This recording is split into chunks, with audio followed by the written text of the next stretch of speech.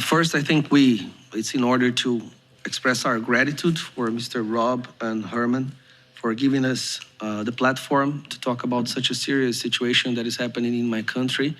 We've been trying for the last 3 to 4 months, find good-hearted people, people who love freedom and democracy, to help us show the world the dire situation that the biggest democratic country in Latin America is under right now. So I express here our gratitude, and I'm sure I speak on behalf of the vast majority of the Brazilian people who love freedom and love democracy, that we are forever in debt for this generous action. Before I start, I think I ask everyone who is here present today for a little exercise of imagination. I will describe certain characteristics of a country in Latin America, and I would indulge you to try to figure out what country am I talking about. This country we have now, the justice making the opposition ineligible, taking away their political rights. This country, there are sitting members of the congressmen being arrested for their opinions. There is persecution for whoever seeks transparency in the election. There is a total criminalization of one side of the political spectrum. The media has become completely controlled by the judiciary. One person decides what can be said and what cannot be said, and if you defy this person, you go to prison. One person admits that he is the victim of persecution, but he's also the investigator, he is the accuser, and he is the judge, and he's the one who sentences whoever defies his words. And there are hundreds and hundreds of political prisoners. Many of you might be thinking that I'm talking about Nicaragua, maybe Cuba, or maybe Venezuela. Well, it's no secret. For the meeting we're having here today, I'm talking about Brazil. Yes, I'm not talking about known dictatorships of Latin America.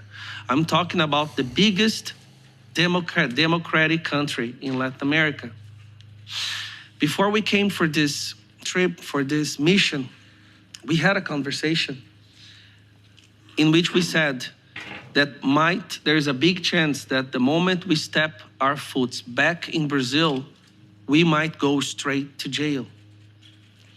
Even at the airport coming here, I remember talking to Bia, we were afraid that we would be detained before leaving the country.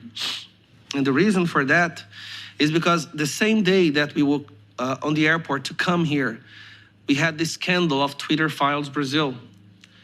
I don't know if you had a chance to look into it, but Elon Musk published the exchange of emails from former employees of Twitter before Elon Musk took over Twitter, in which Alexandre de Moraes ordered Twitter to censor all the right-wing politicians, to delete posts, to delete profiles, and forced them to delete them, but not saying it was a judicial order. Delete them, saying it was against their internal policy. Now, there's a question that I keep asking, and no one is able to explain to me or to give me a right answer. Why is it that Venezuela is considered a dictatorship all over the world, even by the leftists, but Brazil is not? When what's happening in Brazil is even worse than what's happening in Venezuela. Why is it that for Alexandre de Moraes to do what he does is a clear defense of democracy and the rule of law, but when the Maduro does it, this is something that I haven't been able to find one person to explain to me. One person.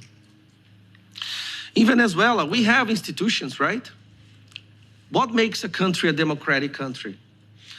Throughout the history of humanity, we set in place devices and institutions with one goal in mind, to make sure that a tyranny will not happen again. Am I right? But tyranny is like a virus. They always find a way to adapt and use whatever was put in place to make sure it goes to power again. And they are learning how to do that even with our institutions, with Supreme Court, Judiciary, Parliament, Executive, everything. They were able to find a way. They adapted again. Brazil is today maybe the battleground for this new kind of dictatorship.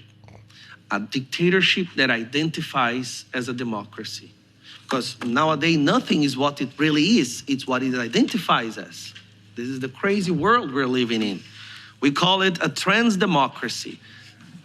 A dictatorship that identifies as a democracy. Brazil is today an experiment. It's a laboratory of how to implement a dictatorship disguised as a free country, as a democracy. And if it succeeds in Brazil, make no mistake, it will succeed everywhere else in the world. I see that in many other countries, they are already trying and they are already experimenting what is happening in Brazil. And Brazil is one of the biggest countries in the world. It is the biggest country in Latin America. It is the biggest Christian country in Latin America. I cannot let my country, the country of my children, of our children, become a dictatorship without a fight. And I'm not afraid of being arrested anymore. I gave my life to God, honestly. And the same thing I say to my colleagues that are here today. Ricardo Salles, Polon, Júlia Zanata, Bia, Eduardo Bolsonaro. We know that just by being here, going back to Brazil will be a risk. We know that there is a big chance that we will lose our freedom, but we don't care about losing our freedom as long as we fight for the freedom of our future generation, of the people of Brazil. That's why I really want to thank you again, Mr. Rob Herman, for giving us a platform, for listening to what we have to say.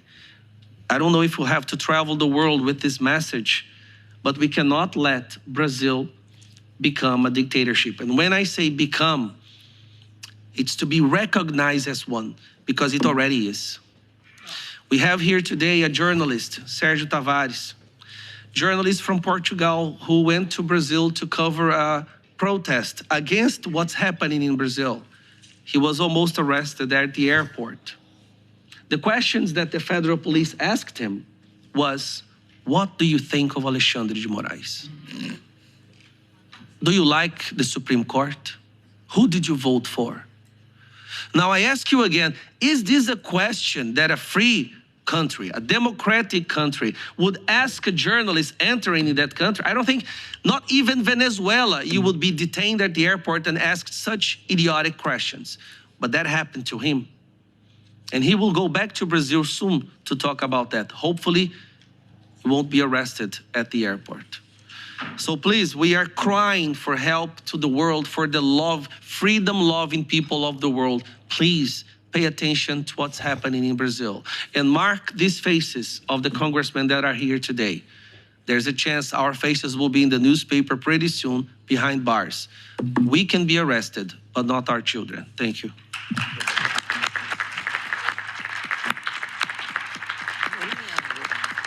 Falou bonito, né?